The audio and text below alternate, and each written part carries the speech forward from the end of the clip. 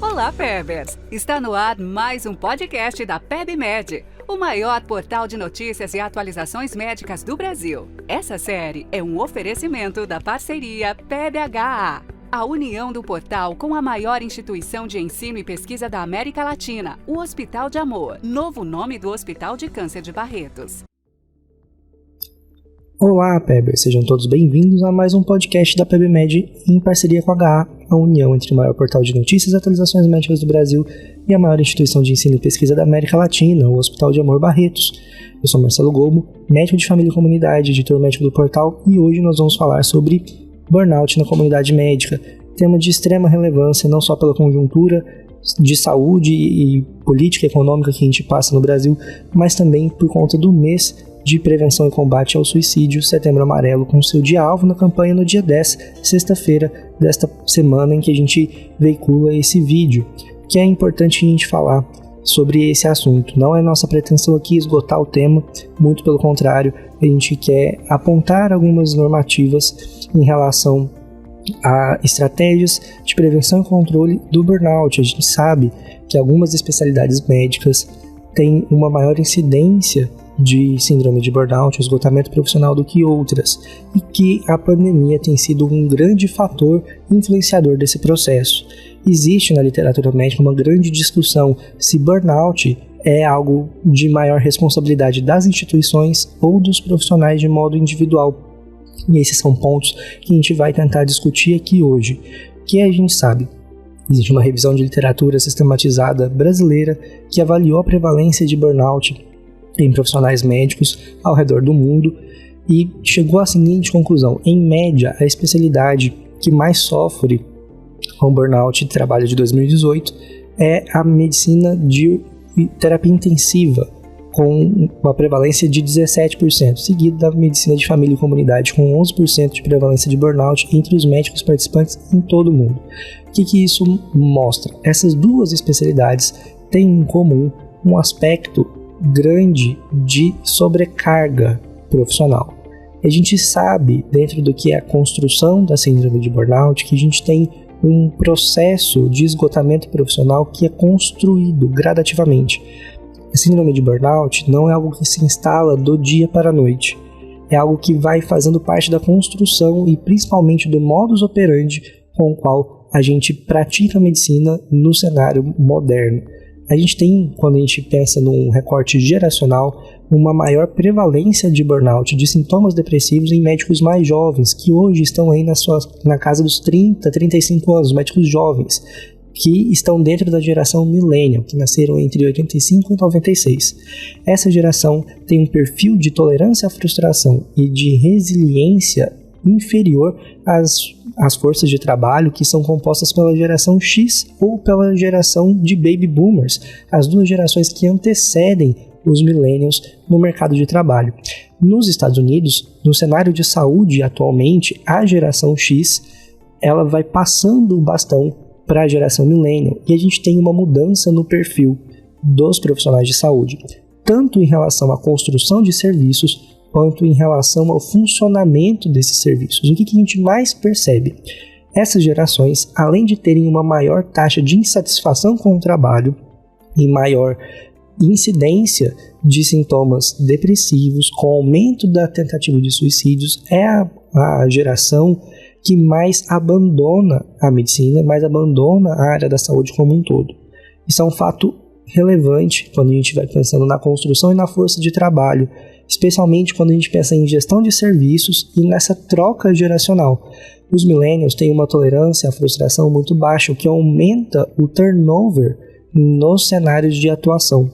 Se a gente quiser problematizar isso, a gente pode pensar também nos aspectos econômicos. A geração millennial viveu mais crises econômicas do que outras gerações, como a grande crise de 2018, que mudou o cenário e a maneira como se pensa em relação ao cuidado com o dinheiro e a relação financeira. Isso faz com que estratégias e escolhas de trabalho e de ocupação mudem a relação que o indivíduo tem com o trabalho. A gente sabe que quanto maior a demanda e menor a autonomia, maior a probabilidade de ocorrência de burnout. Isso, dentro do modelo demanda autonomia-trabalho, a gente tem uma maneira de se explicar o estresse ocupacional pensando justamente nesse aumento de demanda e baixa autonomia. Autonomia implica em tomada de decisão. E o que a gente percebe ao passar dos anos com as gerações, quanto mais limitado a protocolos e quanto mais restrita a atuação profissional em decorrência de protocolos clínicos, de escolhas que ficam limitadas geralmente a funcionamentos de indicadores e performance vinculadas a desfechos atrelados a esses guidelines, a gente tem um aumento da demanda pelo volume de trabalho e uma redução da autonomia, da capacidade de tomada de decisão de modo autônomo do profissional. Isso aumenta o estresse ocupacional e com isso a gente tem um aumento da prevalência de burnout.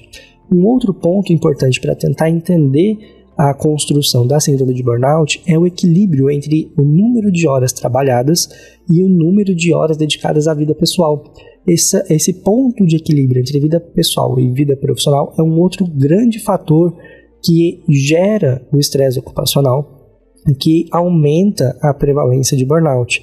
E nas gerações mais modernas, a gente tem uma dificuldade em fazer essa gestão de vida profissional e de vida pessoal, inclusive na concepção do que faz com que essa geração, a geração millennial, por exemplo, seja a geração entendida como a geração da internet, do surgimento da internet e da invasão dos dispositivos de mídia eletrônica. Fica cada vez mais difícil se desvencilhar das horas de trabalho e cada vez mais fácil confundir os limites entre a atuação profissional e a sua vida pessoal. De mesmo modo, quando a gente tenta entender o quanto os processos digitais e a presença da internet, a conectividade, mantém o indivíduo ligado no ambiente de trabalho, mais a gente vai conseguindo entender o porquê essa geração é tão estressada. E se a gente se lembrar de como é um modelo de estresse, a gente tem uma curva mais ou menos parecida com uma curva gaussiana, em que a gente tem um momento em que o estresse é saudável, ele é positivo. Esse estresse positivo é um estresse que leva a crescimento, que desafia o indivíduo a ter as suas potências testadas e ampliadas. O nível de habilidade é proporcional ao desafio que é ofertado e com isso há um crescimento. Esse estresse é um estresse positivo. Existe um ponto que é o ponto de virada.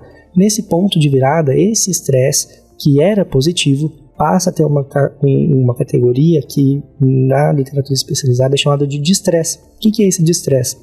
É o ponto em que esse estresse começa a causar sintomas de ansiedade, sintomas depressivos, em que você tem uma alteração do humor, uma dificuldade de regulação e de adaptação ao ambiente estressor e, por fim, a gente vai descendo ladeira abaixo até que a gente colapsa. E esse ponto de colapso é o burnout, que a gente não consegue mais se regular. A gente tem aqui uma dificuldade de adaptação aos eventos estressores. E aí a grande questão é de quem é a responsabilidade do cuidado, ou como a gente consegue manejar nessa geração essa questão do estresse ocupacional. Será que é uma responsabilidade das organizações? Será que é uma responsabilidade dos indivíduos? A gente tem soluções nas duas mãos. E a literatura aponta para algo muito interessante. As soluções coletivas funcionam melhor do que soluções individuais. Vamos dar aqui alguns exemplos de soluções coletivas na redução do burnout no ambiente de trabalho para os profissionais médicos. Uma solução coletiva que é muito interessante é a limitação do número de horas.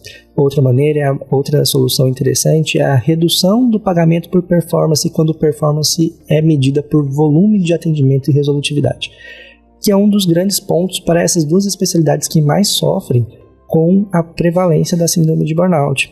Então, quando a gente tem um pagamento por performance que estimula o volume, a sobrecarga, a gente tem uma queda na qualidade dos atendimentos, um aumento da insatisfação dos pacientes e também um aumento da prevalência de burnout entre os profissionais. O que se percebeu é que os impactos econômicos também de profissionais que têm a síndrome de burnout é muito alto. A gente tem um aumento da taxa de erros que são realizados, de decisões clínicas que não são as mais assertivas, justamente porque a capacidade de decisão do profissional está prejudicada. e a gente tem como um dos fatores para poder fazer um controle disso do ponto de vista institucional a redução do número de horas, a limitação do número de horas de trabalho do profissional neste ambiente. Um outro ponto também bastante relevante é a sensação de pertencimento do profissional a essa equipe, a sensação de pertencimento do profissional ao local de trabalho e engajamento, aumenta a satisfação e gera um fator protetor. Outros pontos que são bastante importantes para a redução do estresse ocupacional e, por consequência, do burnout relacionado ao ambiente de trabalho, envolve a presença de papéis claros e atribuições claras. Então, o que é esperado, o que esse profissional vai ser cobrado, vai ser avaliado, é bastante claro. Quanto mais claro isso, menor é a incidência de estresse vinculada a isso e maior a sensação de autonomia. Quanto mais claro o papel do profissional, mais percepção de autonomia ele tem. E a gente trabalha aqui com uma noção de percepção, ou seja, dois profissionais no mesmo ambiente, submetidos às mesmas condições, podem ter percepções diferentes. Ou seja, é importante que a gente destaque isso e traga à luz para esse ponto da discussão. Além de ter um serviço que proporcione isso, é importante que a gente trabalhe com um fator individual, que envolve nível de resiliência diferente entre os profissionais e estilos de vida que corroboram de modo distinto para a piora ou para a potencialização de sintomas ansiosos, de sintomas depressivos, vinculados a uma maior percepção e visão negativa sobre o estresse. Então, do ponto de vista ainda sobre os serviços, um outro ponto que auxilia bastante é o feedback constante. Quanto mais próximo é o feedback entre a coordenação, entre a liderança e o profissional, mais fácil é você fazer ajustes de rota no meio do caminho e reduzir a percepção de cobrança, de necessidade de hipervigilância e de estado defensivo do profissional. E isso também gera um fator protetor em relação ao burnout. Agora, do ponto de vista individual, as soluções elas envolvem adequação de estilo de vida, como, por exemplo, a criação de esferas de trabalho e de atuação para manejo do estresse, com a prática de meditação de mindfulness, por exemplo, a prática de yoga, entre outros, que auxiliam muito no enfrentamento e na tomada de consciência, na percepção de alterações vinculadas ao estresse, atreladas ao próprio corpo, como alterações de sono, alterações de apetite, que são muito importantes. Um outro ponto é a presença de movimento, de atividade física. E profissionais de saúde que praticam atividade física de moderada a alta intensidade com regularidade têm uma maior prevalência de bem-estar atrelado ao ambiente de trabalho e também uma maior facilidade para se adaptar aos eventos estressores. Isso, por consequência, também altera o padrão de sono, e o padrão de sono ele é muito indicativo, talvez um dos mais precursores das alterações vinculadas ao estresse. Quando a gente tem as alterações de padrão de sono, a gente já tem dano instalado e isso prejudica a capacidade de recuperação do profissional e, por consequência, potencializa não só as alterações de humor, mas também as capacidades de tomada de decisão clínica. A gente tem na área médica uma incidência muito grande de tentativas de suicídio vinculadas não só a sintomas depressivos, mas também a síndrome de burnout. Esse era um tema que era escondido até pouco tempo atrás, que era pouco falado, um tabu na comunidade médica, e hoje é uma das principais agendas de discussão nos serviços de saúde. E se a gente não falar sobre isso, não trouxer esse assunto para discussão, nossas próximas gerações sofrerão muito em relação à maneira como se exerce a prática médica e principalmente em relação como a gente aplica os nossos conhecimentos no próprio autocuidado. Esse tema ele é de extrema relevância e deixa aqui nos comentários se você conhece alguém que já sofreu síndrome de burnout ou que já teve algum episódio de burnout ao longo da vida, se você encontrou alguma estratégia de enfrentamento individual e que estratégia o serviço que você faz parte utiliza para poder fazer o controle, o manejo ou potencializar o cuidado do profissional em relação ao seu autocuidado. Esse é o nosso episódio de hoje, a gente continua no nosso próximo encontro. Você ouviu a mais um podcast do portal da PEB, feito pela maior instituição de ensino e pesquisa da América Latina, o Hospital de Amor. Mais informações e atualizações em saúde você encontra em nosso portal. Acesse pebmed.com.br. Seja parte dessa comunidade, se inscreva em nosso canal, curta, compartilhe e ative as notificações para não perder nenhum conteúdo. Faça você também ciência com qualidade, permitindo que mais conteúdos como esse sejam produzidos através da sua doação em hospitaldeamor.com.br/doe. O seu clique transforma tudo.